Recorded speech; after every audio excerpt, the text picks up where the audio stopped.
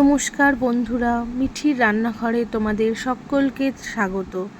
আজকে আমি করছি রিঠে মাছের কষা। দেখো, আমি তার জন্য একটু বড় সাইজের রিঠে মাছ নিয়ে নিয়েছি। এরকম করে পিস করে নিয়ে এসেছি রিঠে মাছগুলো। এইভাবে রিঠে মাছ যেভাবে রান্না করলে পুরো মাংসের মতো খেতে লাগবে। তোমরা একবার করে দেখো বন্ধুরা। দেখো, রিঠে মাছগুলোর মধ্যে আমি হলুদ, লবণ নিয়ে একটু লেবুর রস মাখিয়ে নিচ্ছি।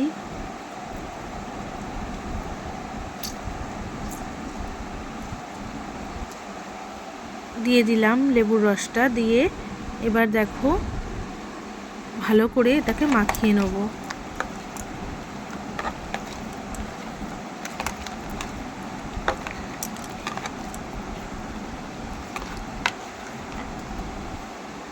নিয়ে খানিকক্ষণ রেখে দেবো। রেখে দেওয়ার পর গ্যাসে কড়া বসিয়ে দিয়েছি, ওর মধ্যে সর্ষের তেল দিয়ে দিয়েছি। দিয়ে এবার এক এক করে মাছগুলোকে ভেজে নেব।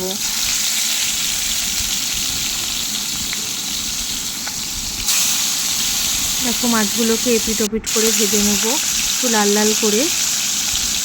রিঠে মাছ যারা খেতে ভালোবাসো তারা জানো তো, খুব ভালো টেস্ট হয়, রিঠে মাছ খেতে খুব ভালো লাগে। আর যারা খায় না তারা তো বুঝতে পারবে না, যারা খায় তাদের কাছে খুবই ভালো লাগবে রেসিপিটা। দেখো, ভালো করে উল্টে পাল্টে নিচ্ছি।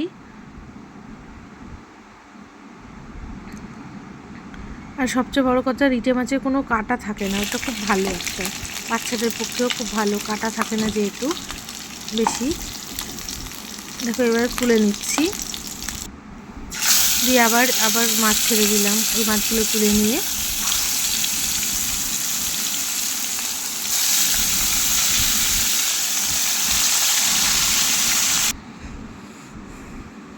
এগুলো এপিট ওপিট করে ভেজে নেবো। ভেজে নিয়ে তুলে নেবো।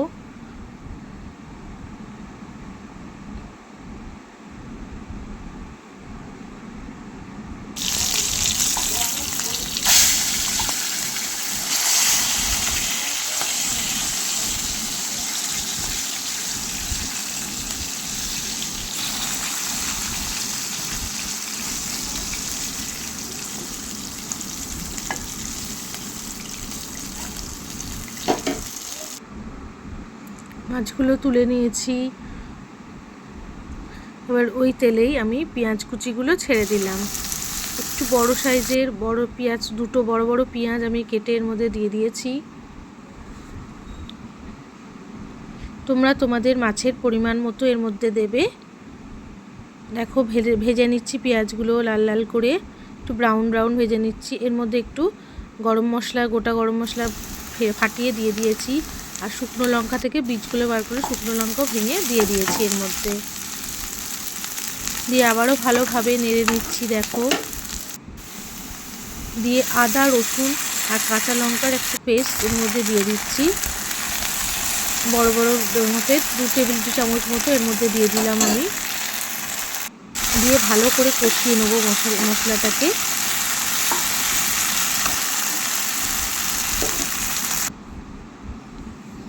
টমেটো পিউরি দিয়ে দিলাম। টমেটোটা ভালো করে পেস্ট করে ওর মধ্যে একটু কাশ্মীরি মির্চ দিয়ে ভালো করে মাখিয়ে নিয়ে এর মধ্যে দিয়েছি।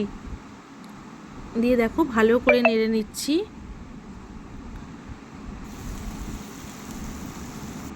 একটু হলুদ গুঁড়ো, লবণ দিয়ে দিলাম। দিয়ে আবারও ভালো করে কষিয়ে নিচ্ছি।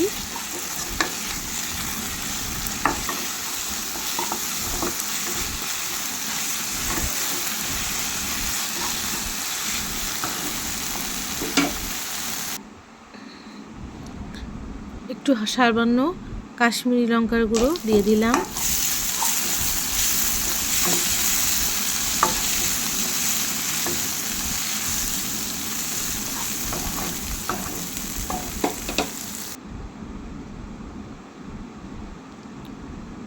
ওই যে টমেটো পিউরিটা করেছিলাম, ওর মধ্যে একটু জল নিয়ে এর মধ্যে দিয়ে দিলাম। ওই বাটিটার মধ্যেই জলটা নিয়ে দিয়েছি। দিয়ে দেখো, একটু মশলাগুলো কষানোর জন্য একটু ঢাকা দিয়ে রাখলাম। 10 মিনিট পর তুলে নিলাম। নিয়ে দেখো, আর একটু ভালো করে মশলা জলটা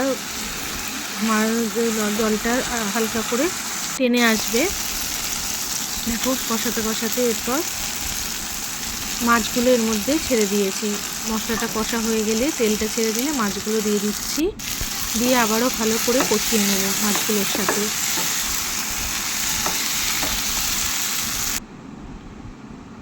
দিয়ে দেখো হালকা ঈষৎ উষ্ণ গরম জল এর মধ্যে দিয়েছি, অল্প একটু দিয়ে একটু ফুটতে দিয়েছি। দেখো মাছগুলো ফুটে একটু আবার জলটা কমে আসবে, তেলটা ছেড়ে দেবে, সে তেলটা ছেড়ে দিলে আমরা এটাকে সার্ভ করে দিয়েছি। দেখো দেখো তেলটা ছেড়ে এসছে মাছের গা থেকে,